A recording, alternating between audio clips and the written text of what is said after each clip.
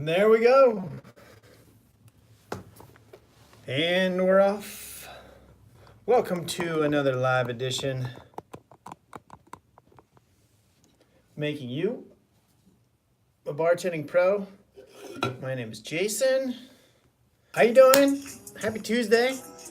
Good to see you. Welcome back. Let's see, we are live streaming. That's loud. Let's turn that down a little bit. Turn it down a little bit. How was your week? How are you doing? Anybody get any jobs? Anybody see any crazy shit going down at the bar that you want to talk about? Let's see what we got here. So, remember, no agenda, no plan, just kind of a live format, open Q&A. What's going on here? Come on. This damn thing, man. There we go. Ryan Chain, what's up? How are ya? Cool. Well, hang tight. Wait for everybody to show up. It usually takes a few minutes for everybody to show up and to mosey in. I'm gonna turn these lights down because they're a little bright. Kind of blowing out the picture here. Oh, there we go. Much better. Much better. Cheers, everyone.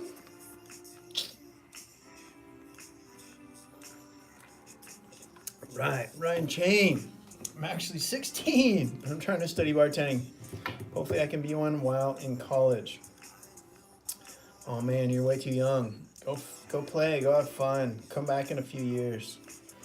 It's not that hard. It doesn't take that much preparation, my friend. So I'd say come look it up. Come look us up. Actually, as a young person at 16, you can start working in restaurants. So if you really want to get into it, and it would be good too, because it'll give you a chance to figure out if you really want to work in this crazy fucking industry. Go get a job as a busboy, or a food runner, or a host, or all the above. I recommend people to try as much different positions as possible in the service industry. And then once you're working, you're in a place, and then you can kind of move up a lot easier. So I would recommend to go do that. Start working in the industry now, because then you can start making your money. You can start learning stuff, and then you'll be more valuable down the road because you have experience in the industry. And who knows, maybe you'll get in, you're like, no, never mind, just kidding. Don't want to do that. These people are all insane. Maya Lewis, or is it Maya Louise? Currently taking bartending classes with 1-800-BARTEND. Not sure what to look for. Oh, not sure where to look for work. So, Maya, let me see. I don't know if Shake's in the house today. Let me grab here, let's do this. Let me do it from this way. I'm gonna pull up all the links and videos that I have, so hang tight for 1 second and I will grab, there's Shake, my man, in the house, y'all. Shake, will you grab a little link to, oh, right on. Cheers, brother, cool. On the Instagrams, epic. We got, I should put up an Instagram too. Here, let me do that. That's a good call. Let me go Instagrams, Bartending Pro. And then, although I don't know, because I'm logged in for work. Let me see if I can switch over to my other one. I don't know if it'll let me do it from my computer. I don't think it will. So I probably won't be able to see those comments unless they're on posts of sorts. Yeah, I don't think so. All right. Well, you can always just copy and paste them and throw them on here, Shake, and all. We can get them and stuff. But anyway, when you have a chance, we got Miss Maya Louise, the How to Get a Job with No Experience playlist link, because she's at 1-800-BARTEND and not sure where to look for work. And she lives in New York. I would like to work in the city, but I think that might be a little too much for me to handle since I'm new to this. Yeah, I mean, a lot of the places there are just insane, for sure. I had some friends that worked out there. I actually had some, my sister-in-law has some friends that own some restaurants out there in the city, and it is crazy, crazy world for sure. But it doesn't mean you can't find just some mellow dive bars or just quieter, little slower paced bars. So I'd say start within, 30 minutes. I always say from where you live is optimal if you can do that, and try to find a list of 10 to 20 to 30 or more places that are potentials, even if they're kind of above what your experience level may be. Put them on your map, start attacking them, go out there, drop resumes, shake some hands, get to know some people, because that's really going to be your best opportunity to get hired, is just getting to know the people that can give you a shot, regardless of what your experience is. And then just keep following up with them until they get to know you. And if they give you an offer to work in another position, then take it. There you go. And then check out that playlist that Shake just put up, Maya. And there's some good videos in there for sure. Cool. Thank you, my man Shake in the house moderating. Wouldn't be able to do it without you. He's always watching the social media stuff at Bartending Pro, Facebook, Instagram, Twitter, and YouTube. So thank you, my man Shake out in Colorado there. Shake is also a bartender, so if he answers questions for you guys, then he knows what he's talking about. All right. Let's see. Fritz Jadarios, what up? How are you, Britt Clark? Woo! Caught the live. Hello, how are you, Britt? Ryan Chain, definitely getting a busboy position this summer. Those clothes aren't going to buy themselves for sure. 100%, brother. Cheers to that. Ooh, let me get the little tink. There it goes. There it goes. Yeah, of course, man. No worries. That's why we're here. That's why we do this. To help you guys. Help you get out there and kick some ass. Come on, Shake. You're a boot-slinging gangster. Don't be modest. I've heard stories about you way out here in the West Coast. And yeah, that's another good one there too, Maya. The bartending without experience one. Check out that playlist as well. Whiten Hudson? Am I saying that right? Whiten? Really appreciate the consistency. Great example of each one, teach one. I try. I mean, I know these are not as sexy as the full whiz-bang videos that I make. And I won't bore you guys all with my story again of why that's not happening. But needless to say, these live streams are going to be going for another little while longer. Probably a couple more months or so at least. And then me and the missus are buying a house up here in Oregon. Although I don't... Maybe that's supposed to be kind of a secret, so maybe I won't say that, although I just kind of did. So I'll have to go back and trim this out of this content later. But anyway, down the road, I'm going to be rebuilding the bar and start shooting all the videos again, because I have many on my list to do still. Many. So in the meantime, that's what we're doing, these Q&As. These are an easier way for me to stay in touch with you guys and keep the channel alive and give you a chance to just straight come in and ask questions and figure shit out. Straight from the horse's mouth. I'm going to apply at a hotel near me and bowling alley hookah lounge. There you go. Those are perfect first bartending spots. Perfect.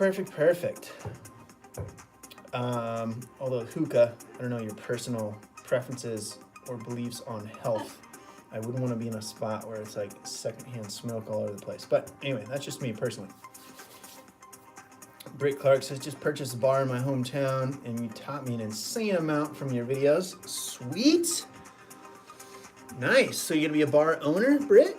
That's cool. That's actually part of like another little kind of, I'm gonna make a playlist about, you know, stuff for owners, because I have quite a few that have come on lately over the years too, but I didn't realize how much since I've been doing these live streams that there's a decent amount of the viewers on this channel that are owners that are particularly maybe new to the industry or new to the ownership position, and so they just kind of want a couple of tips and tricks. So we'll be expanding some of the stuff on this channel in that direction to a certain extent, right? So good luck on your new endeavor. Very exciting stuff. Love those types of videos, she says. Absolutely, absolutely. That sounds super rad. I agree, Shake. Maya, excited. Good job. Kick some ass. Forever Chair 09. Do you miss bartending sometimes? I don't know.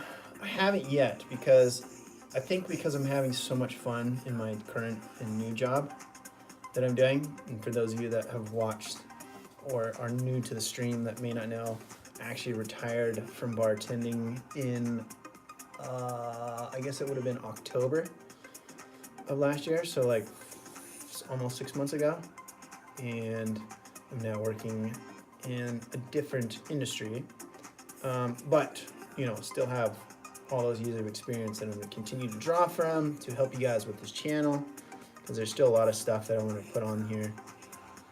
But I am having so much fun in my new job that I don't think I would say that I've missed the bartending for so long, because I was so ready to move on to the next thing that this is still very new and fresh. But come ask me in a few years, maybe.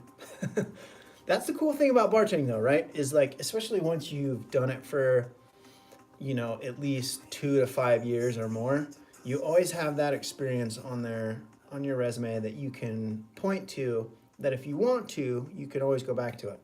It's a skill set that will almost always be that, you know, in the foreseeable future, until something major disrupts the entire industry, which I'm sure at some point may happen, but it's always a valuable skill that you can always use to get yourself a job, right? It's something that if you do, even if you're just doing in the short term while you're going to school, or while you're just making some extra cash on the side, or whatever, in trying to increase your social life, it's something that it's a skill set that will always keep you alive, and it's something you can always come back to. So always have that feather in my cap, as they say. So who knows? As of right now, I do not miss it yet. Forever Cherish 9, but you can never say never. Brianna Jamino? Am I saying that right? Jamino. The other thing I love to do on this channel and just on these live streams is just butcher the shit out of your guys' names. That's really fun. Just got a nightclub bartending job. Bam! What are your best tips? Congrats, girl, on reaching the holy grail of bartending. The nightclub bartender. Yeah. What we have, and you're new to the industry. See, some people just catch all the breaks. It helps that you look like you're a pretty good-looking girl. Definitely, congratulations. I would say that cutting customers off, that's a good one. Grab that busy video, Shake, when you can, por favor, the working busy shifts. And Brianna, watch that one. It's designed to help you, remembering multiple orders. That's another good one. The busy shifts one, it's just about how to stay calm and cool and collected and not freak out when it gets busy. It's a really old video. It's one of the first videos I ever shot years back with a little eyesight camera on my computer. So it's like terrible quality, terrible audio, but the content is there. So ignore the like terrible video quality and just kind of listen to the information there, because it's still extremely valid. And that's probably the best thing I'm gonna have for you. There's a bunch of stuff on here. Watch all the playlists that I have, like the working bartender playlist, and just kind of go through some stuff, handling rude customers. Although in a nightclub environment, it's gonna be so busy that you're not really gonna have to worry about that too much. because it's kind of like next. You know, you're just, you know, they don't really have time. They don't have a chance to be rude to you really necessarily. But anyway, congrats, girl. White and Hudson, how can bartenders take advantage of their skill set to get more autonomy in their bars and really help to improve their bar's beverage program while also reaping the benefits? Man, if every bartender thought like you, most bars would be a way better place to visit and work at. So let's see, to get more autonomy, there's no such thing as autonomy in bartending necessarily, other than if you're trying to gain freedom of micromanagement from your owners and managers, which in that kind of a situation, it's kind of hard. Like, I got to know more of the details, but basically from my experience, the way that I would say is that the owners and the managers operate the way they do, and there's not a whole lot you can do about it. So if you're worried about getting away from like a overly micromanaging compadres, yeah, Brianna, that a girl. If you're looking to get away from an overly, I'm trying to see, micromanaging manager, the best thing you can do is just kick some ass, or you can try to start to think about what shifts they're not working as often. That's definitely one of the reasons why I liked the last bar that I was at, is it was very much just like our owners. The owner was really cool, and he kind of just let us do our thing, and almost to a fault where it was a little bit of the patients running the asylum, where there could have been more oversight in that situation, but it worked, and it was a really good environment to work in most of the time. So for the autonomy thing, you're kind of really stuck. There's not a lot you can really do unless you yourself become a manager, and then you can kind of get on that side of it, and then you can start to hopefully control a little bit more where and when you're working. So that can be a situation there. And then improve their bar's beverage program while reaping the benefits. Reaping the benefits beyond just having the preferred shifts or more organization, you're not going to really see unless you can get into a position of, profit sharing from the owners in some way, which if that's your plan, then I don't know. You'd have to talk to your owners and managers. That's a situation where I've never seen anybody offered profit share or ownership share in an establishment that they work in. Doesn't mean it can't happen, but you're more likely, it sounds like you're super interested in the nuts and bolts of the whole thing, and I would, if that's kind of like your drive, I would take what you can, figure out what you can, and then try to figure out how to set up your own situation, really. So, referring to bartenders like ourselves who find themselves more often on the other side of the bar, training or consulting as a more lucrative path. Training and consulting in this industry is not a very lucrative path, unless, this thing is a complete side hustle. I've been doing it for a long time, and it barely buys me and my wife a date out on the town, once or twice a month. So consulting firms, if you want to be a consultant, you should go into big business and banking and advertising and stuff, because consulting for bartenders doesn't exist really necessarily, in terms of nobody's going to pay you to train them unless you're at bartending school. And I'm not trying to rain on your parade. I'm just trying to lay it out the way that I see it in the reality of the way it's gone. You can get into higher end stuff like corporate consulting, which that's kind of like what you're talking about, Shake. That's more corporate consulting, but you need to have some serious chops or some serious sales skills to sell the program that you're going to consult to these guys, because these are big companies that you're talking about. And then the other thing is that owners of small bars are usually so tight that I have seen them, they'll watch their company or their restaurant or establishment go down the drain before they will let their ego write a check or admit that they need help. So I would say do more homework about that need existing. Otherwise, just come into the industry and have fun, or try to open your own place and do it how you want. Because I'll be honest, I don't know if there's a big enough need. You can always make your way. But that could be a very nonstop grind. Like with consulting, you want to do your work to a certain point, and then you get established, and then the work starts to come to you. And I don't know if I could see that happening in that industry, but it depends on where you're at, depends on your specialty, it depends on the type of people you're trying to consult and from what angle. So don't ask me, I don't know shit, right? But that would be my 2 cents about it. So hopefully that's not a downer too much. I don't want to do that. I don't want to be the rain on the parade guy. Just trying to give some reality on the situation from my limited perspective and experience. So there you go. I feel like I missed a question up here. Yeah, from Forever Cherish. What do you think robotic bartenders will... Oh. What do you think robotic bartenders will replace robot bartenders in the future? We have this question pop up a few times in the last couple of weeks.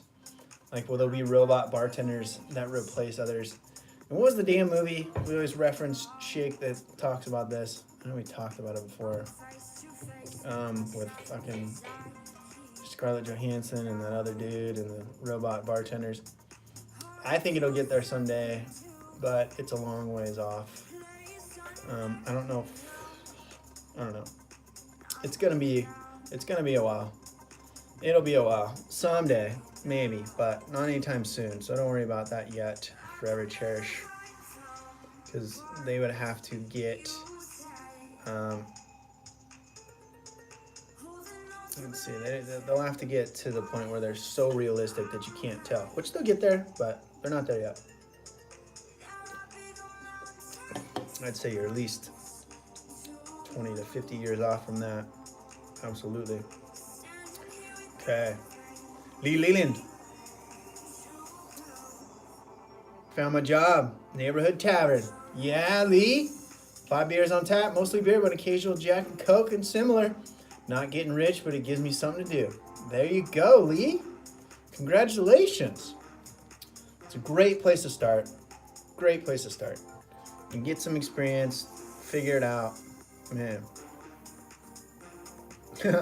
Rihanna's dealt with several rude customers. So there you go. Sweet. Keep up the good work. Nice. Yeah, and that's, Shake's looking for a place like that. Those are great. I love those kind of like the glitz and glamour of like what Brianna is going into with the club style bartending. Is a lot of fun, but it's also extremely high energy, and that just is like, oh man, after a while, it's definitely a young person's game because you just get burnt out. So for you, Lee, that's, if you're looking for a mellower pace, that's a great situation. Yeah, absolutely. Britt Clark, as a bartender, what were things you wish owners did differently? It's hard to answer that in a definitive way because each bar is its own environment and has its own pros and cons and to the ownership and managers and stuff. For me, it's kind of a catch-22 because our owner was so hands-off that it was awesome. But at the same time, there was a lot of things that were neglected. So I could say I wish they were a little more hands-on in some stuff. But it's mostly that just came down to them doing their job of like making sure stuff was working and functioning and we had the stock that we had. Don't, on the same side or the other side of that same coin, don't over micromanage your employees. Have faith in them that you hired good people and let them do their thing. Address problems right away. Don't let them fester in your team. So bad attitudes can fester and grow through the rest of your team, so keep an eye on that.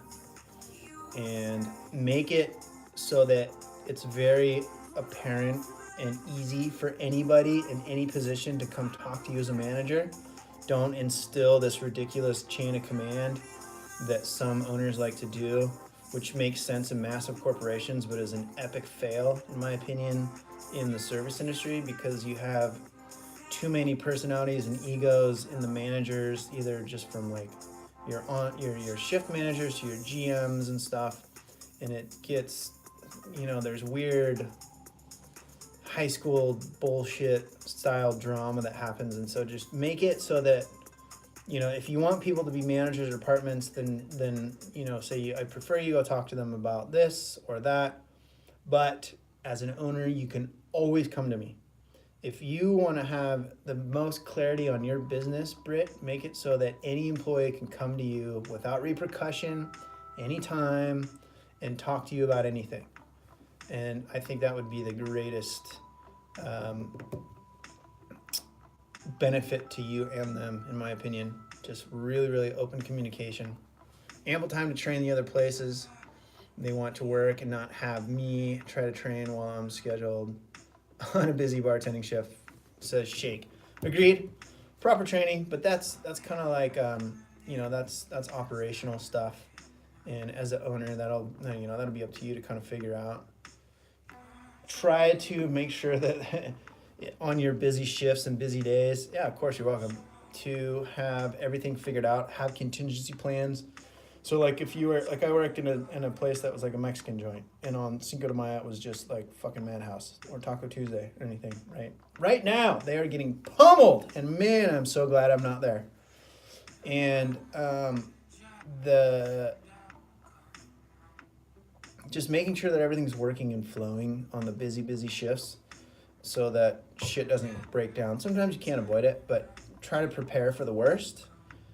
Hope for the best, prepare for the worst, have contingency plans, especially when it's really busy, and you'll help you guys a lot. And yeah, don't ask guys like Shake, your senior bartenders, to train anybody on a busy Friday night, unless they're, at the end of their training and they're going to be a main bartender and they need to be trained on a busy Friday night. But at that point, they'll be basically working. So don't do their first training on a Friday night. Fitzgerald Rios, how to start bartending school business. That's just like any other business. Any business is the same. It doesn't matter what business you start. There's a couple fundamental things that you need to do. Number one is you need to make sure that there's a need. So you need to find out if there's a need for it. So if you live in a town that has 20,000 people or 10,000 people, like a small town, and there's already 25 bartending schools, don't open the 26th. Make sure that there's a large need for it. Next, see what your competition is. How busy are they? What are they charging? And then you want to, you try to, I'm trying to not go into a big long rabbit hole about business, freaking all my business classes and stuff that I took. Like, basically you want to look at the need that's there. Like you can't start a business just because you want to. I mean, you can, but you have to try to match the business that you want to make with your serving a need, right? You can't just, the classic business mistake is like, oh, I want to sell this widget, so I'm going to make it and sell it. And then you spend all this time and effort making this widget to sell, and then you realize that nobody wants it. So you got to make sure that there's a need for it. Then you need to examine the environment that you're going to be operating in. So this is like the market itself, the location, competitors. You need to look at like legal stuff, which you don't have to really worry about in this industry, but any sort of legal things and hoops that you need to jump through as a bartending school. You need to look at what it would take to be competitive in the advertising and marketing. Because I know when I worked for the little school, that was definitely a heavy competition in the marketing. And because it's always he or she who is the best marketer always wins. It's not always the best business that always wins, unfortunately, even in today's day and age of modern social media and everybody talking and very much social interactive driven, which gives you direct feedback and is super important, can be very powerful, and you need to do, he or she who is the best marketer will still win, and that's just the way it goes. So you need to figure out what it will take to compete in that, and then you got to get all the like, you know, technical stuff of like, I need a location, what's that going to cost, and then my bills. Like, you need to go through and itemize everything you need, from renting a place to keeping the lights on, to getting butts in the seat, to all that kind of stuff. So there you go, Fritz. Do all your homework as much as you can and more than you think you need to, and that will help give you an idea if it's a good idea. All right. Oh man, look at all these questions coming in. Hang tight. Remember, you guys, if you have a question, hang out. I will get to it. And sometimes they come in fits and flurries like this. All right, White and Hudson, robots will not soon be able to replicate the experience. Not soon, I agree. It'll be a while. Fitzgerald Rios, and what is the requirement? Actual requirement, you're gonna have to look that up depending on where you live. State and country, they vary. But generally, like in America, there basically is no requirement for bartending schools. You can just open it and voila, there you go. So that's kind of the other thing why, at least in America, why bartending schools are kind of a joke, is like anybody can open them. The guy that I worked for had never been a bartender in his life, and he owned one of the busiest schools in San Diego. So there depends on where you're at, but usually there is no requirement. Passengers, that's the movie, Passengers, where the bartender is a robot, but is very lifelike. Someday we'll get there, but we're not there yet. Like the AI bartender in that space movie. Yeah, exactly. Ryan Chang, workout music. No, I prefer the bartending live streams. Nice. I like it, Ryan. It was Star-Lord in Hunger Games, Jennifer Lawrence and Chris. Oh, you're right. You're right. It was Jennifer Lawrence. Chris Pratt. My man, Shake. Thank you. Since I live in a SD, what bars do you highly recommend? Top 3 or 4? It depends on what area of town you live in, Brianna. There is anything downtown, gas lamp stuff. I haven't gone out. I'm like married and 42 and shit. Like, I haven't gone out in bars in downtown San Diego in probably over 10 years. So I'm not the guy to ask. North County, San Diego on the beach, I can give you a couple good ideas. But yeah, it just depends on where you're at. There's such a great bar scene in every town in San Diego. San Diego's a town, city. So within the city limits, county, and all the little, areas and towns of San Diego proper, there's all kinds of good stuff. In these days and age, with being married and we're kind of past our party prime, our kind of measuring stick of where we go out is like, what kind of food do we want? So I think the type of bar you would be looking for is not the type I would be able to recommend that you would have a whole lot of fun. Whale's Vagina, they say, is the name of San Diego. Yep. Acronym Anchorman reference. Not being a dick. Nope. Got it.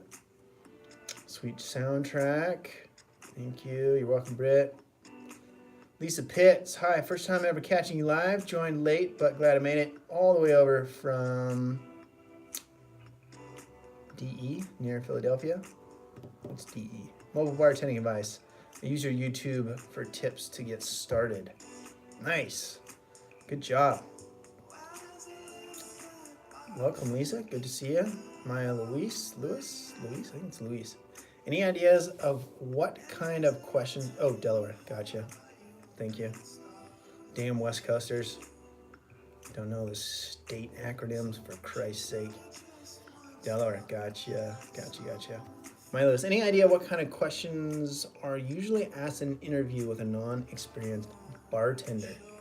I don't know if Shake put it up here yet, but on that getting a job playlist, let's see, where did that go? Up here somewhere. Become a bartender playlist that he linked earlier. Maya, go watch that. Specifically, there's a 4-part mini-series in there, How to Get a Job with No Experience, part 1, 2, 3, 4. Part 4 specifically goes over the interview. So go watch that playlist. It talks about the questions and how to prepare and what to wear and how to talk and your body language and eye contact and all that kind of shit. It goes very much in deep.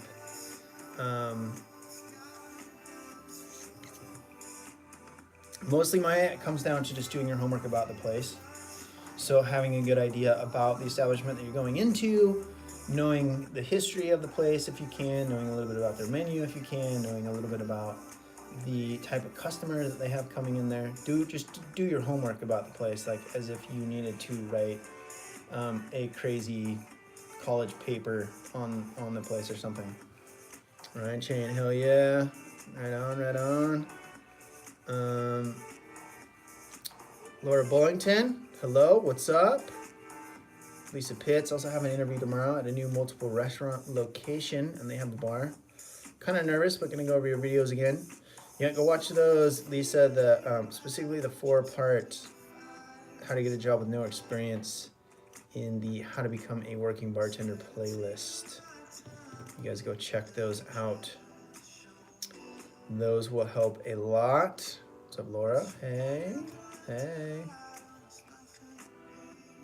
Don't worry about being nervous. Everybody gets nervous. That's normal. So the thing about nerves is just realize that they're there, acknowledge them, and then you're like, that's normal. It's okay that I'm nervous.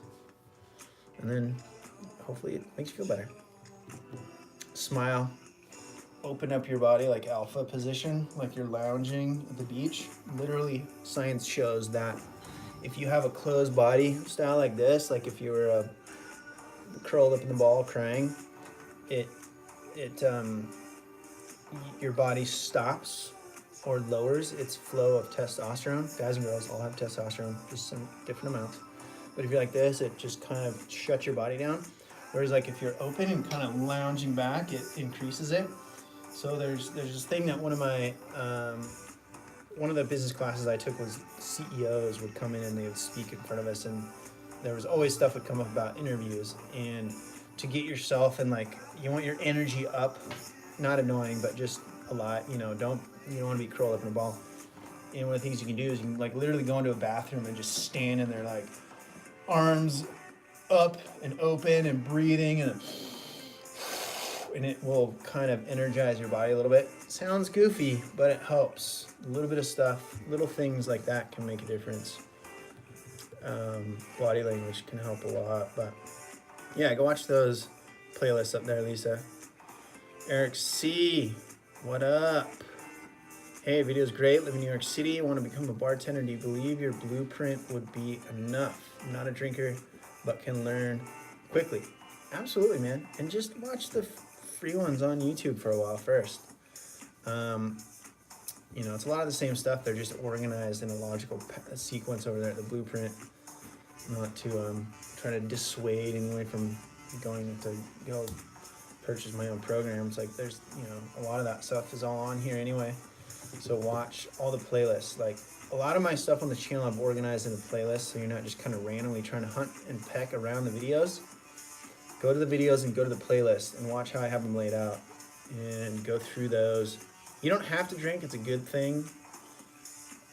So many people get sucked down the rabbit hole of problem drinker and alcoholic and drugs and so much gnarly substance abuse in this industry. It's a good thing that you're not a drinker.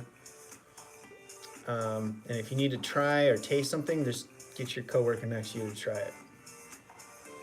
Best advice for stocking your bar on opening night, says Britt Clark.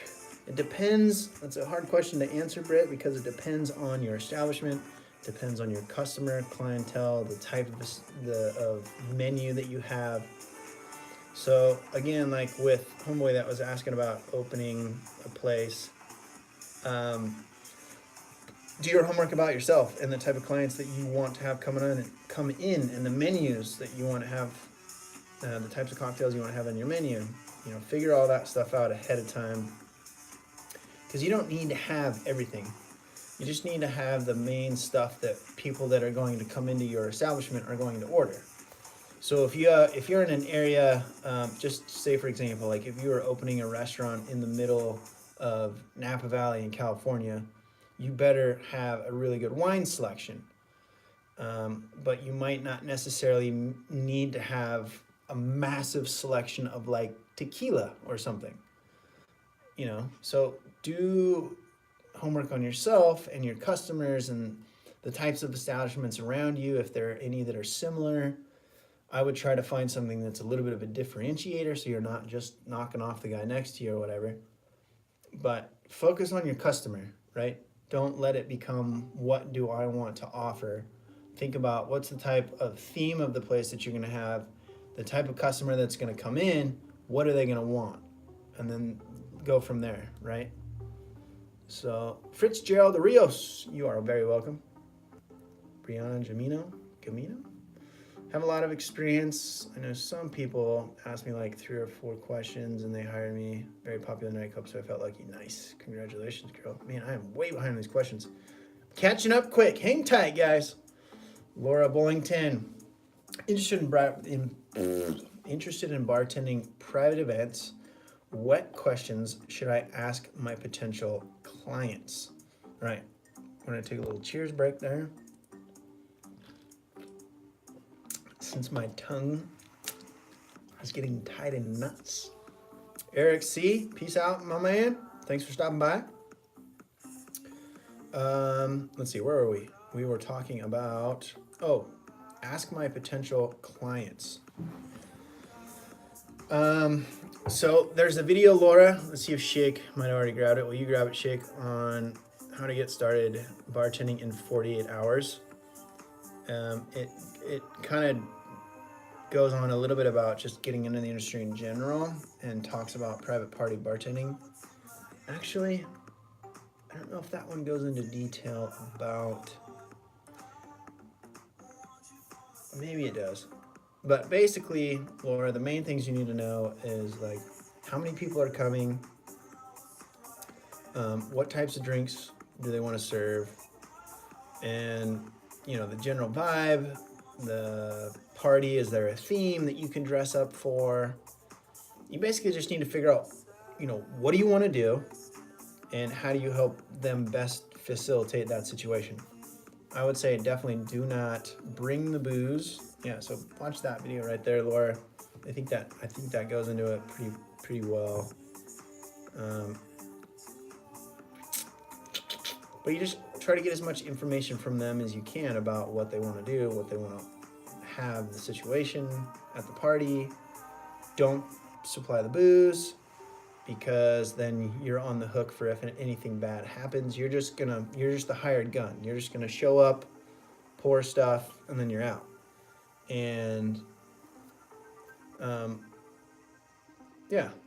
So watch that video, dig into it, and if you have any questions, just shoot me an email, support@bartendingblueprint.com. Because it's kind of a case-by-case basis, I guess I should say. Casper the drummer, how do you get into bartending? You learn a little bit, but not very much, because I didn't know anything when I first started. More than anything, Casper, it's about going out and getting to know people. Knocking on doors, shaking hands, and getting to know the people that can give you an opportunity. And then show them that you understand the industry and how you are a piece of the business, and that you understand that the point of the business is to bring people in and to keep them coming back. And that type of stuff you can just learn watching videos on the channel. Make sure you watch through like the playlists that I have set up again. A lot of people straight up lie about experience, because you can't get into places that they want to start at without experience. So I know a lot of people that lie. Not telling you to do that, but that's a common way that people get into it. So for me, it just kind of fell in my lap because all my friends worked at a place. But that goes back to the point of it's all who you know. Just the cliche in life, in any job, it's all who you know. The more people you know in the place, or specifically you know the people that run or own the place, the better your chances are to get hired. So But really, I mean, you find a list of places you can potentially work at, go knock on doors, drop resumes, and then you just keep following up until they give you a job. And if you're brand new and you have no experience, a really good way to get started is be willing to start in different positions below bartending. Because once you're in a place, you're now only one step or half a step away from becoming a bartender. The best way to become a bartender is The best way to become a bartender is to get promoted into the position from another position, because most owners and managers also realize that it is best to promote from within. So I think that's my quick and dirty answer for you. Lee Leland, I like to see a robot bartender that can tell jokes like I do. Best part of the job. All right, nice, Lee. Oh, I gotcha. Nobody gets it. It's hilarious. Maya Luis, you're welcome. Laura Bullington, hey. Oh yeah, man, I'm way behind. Say Whack, what up? Been a while since last caught your stream. Good to see you. Welcome back, my friend. Lisa Pitts, welcome. Absolutely. Have a great night, Eric. You already checked out. You know, go away. Rufus the Soul. Glad I heard that last time. Signing out. All right. Good luck, Brianna. Kick some ass out there, girl.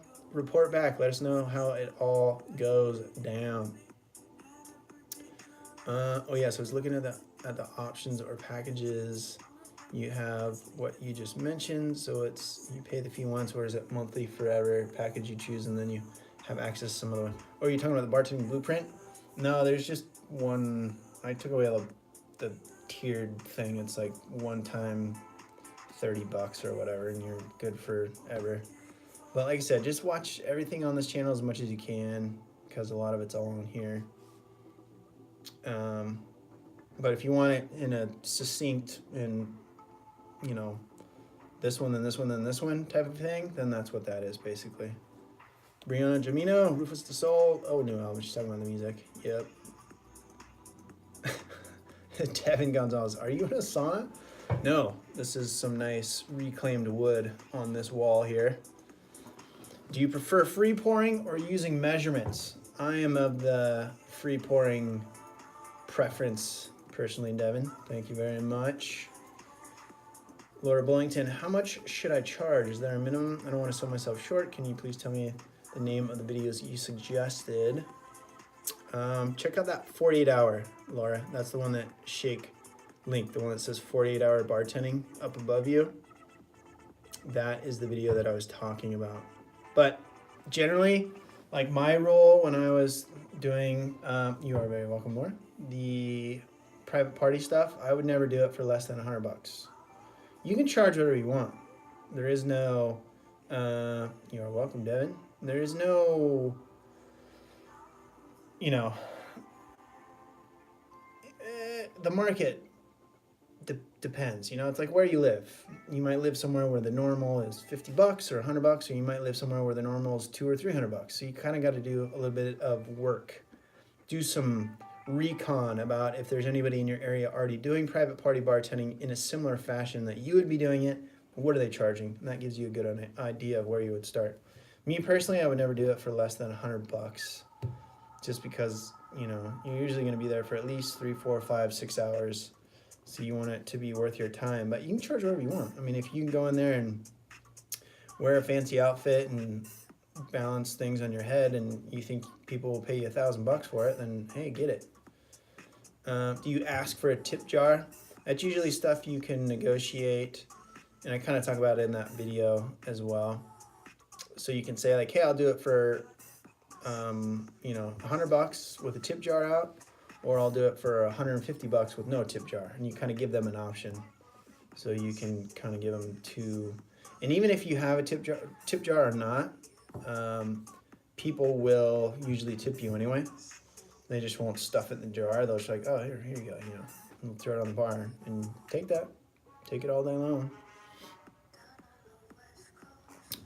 Devin Gonzalez, what sets you apart from other bartending services? Is that a question for me, or are you talking about for Laura? That's another good one for Laura to think about. It's like, why are you different? from other bartending services for sure. And as Shake has put up there, last call for questions, y'all. So we're coming up on the 8 o'clock hour out here on the West Coast. Super friendly and engaging. That's good. That's good. See if you can go another layer deeper than that, Laura, because that super friendly and engaging is kind of an expectation when somebody hires you. So see if you can go a little deeper, and if not, it's okay. But Devin's like, I was referring to you. So wait, what was your question again? What sets you apart from other bartending services? I don't have a bartending service, my man. I just have this little channel spitting the knowledge from the experience over the years. I do not personally run a bartending service. I've worked for a couple many years ago. So that's what Laura was. Oh, she's like, how deep? It doesn't have to be that deep. Just try to think about if you can kind of go one more layer beyond just, friendly and engaging. And it's because of, who knows. Think about your people that they're going to be hiring you and why they would want to hire you. Right? What would be kind of their criteria of what they would want to see in somebody? So, yeah. Sweet. I always get kicked from most live YouTube chats, so it's nice that I'm still here after 4 minutes. Yeah, that was all you, man. I mean, we're usually pretty easy going around here. We're just talking about bartending. It's not that deep of a topic, luckily. Just good times. Miss Swisha! Miss Swisha, what up? How are y'all? How are you? How you been? Long time no see. Missed it. Well, I gotta hop in and say hi. Yeah, we're still here for a few more minutes. So it's all good. Cool. I like this chat. I should come here more often. Yeah, and with that, we'll plug this. We're here every Tuesday night from 7 p.m. That's Pacific Standard, West Coast United States time, 8 p.m. Mountain, 9 p.m. Central, 10 p.m. Eastern every Tuesday night. We do these live streams. And follow us on all the social media stuff at Bartending Pro. YouTube, that's the main one and only one, really. Instagram, Facebook, Twitter, but mostly Instagram. And that's Shake helping out. It's good stuff. Let's see, did I miss any other questions up here? Winton Hudson, get a link to that sweet playlist. How to become a bartender playlist. Shake is on it. My man. Okay, I feel like there's another one. Make sure, because we're almost done here. So I want to make sure I get all your guys' questions. Super friendly. Let's see. Let's see. 808 Fiend. Do customers notice a big difference when you use sweet and sour mix instead of actual lime juice? Absolutely. 100%. Yeah, so if you're trying to pawn off sweet and sour as actual lime juice, they're either going to think you're a liar or you just don't know. And I mean, all you got to do is try it. Make your own lime juice style sweet and sour mix, margarita mix, or whatever, and then taste some like out of the can or out of the gun sweet and sour mix, and it's like, it's not even close. Laura, you are welcome very much. Miss Swisha, been great. Good to see you. Devin, I like that painting in the background. Just got these weird little birds. These guys. They are, I don't know what this is. I'm at my work. I don't know what that's. They're supposed to be birds. I don't know what the dot is. I always say it's two birds playing soccer with a little berry of some sort. Better get this job tomorrow. Lisa, you got it. Use one of your resumes too. Nice. Good job, girl. Good luck. Kick some ass. You got it. Right on. And cheers, Shake, for everyone coming out tonight.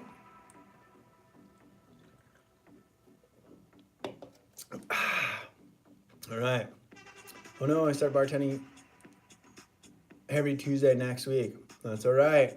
That's a good thing. You'll be out there working, Laura, not a girl. Yeah, good luck. Absolutely. Cool. All right. If you have any questions, you can always send them over to social media. Instagram is the best one, and we can answer them because Shake's always moderating over there too. So there we go. Thank you, my man Shake, for moderating. I forgot to give you a shout out last week. Appreciate the help. And thank you guys all for showing up on a Tuesday evening. Instagram is at Bartending Pro. So same handle on all the social medias. Bartending Pro, Instagram, YouTube, Facebook, what's the other one? Twitter. So there you go. It's all at Bartending Pro. Just one word on any of those. So cool. Right on, you guys. Thanks for coming out.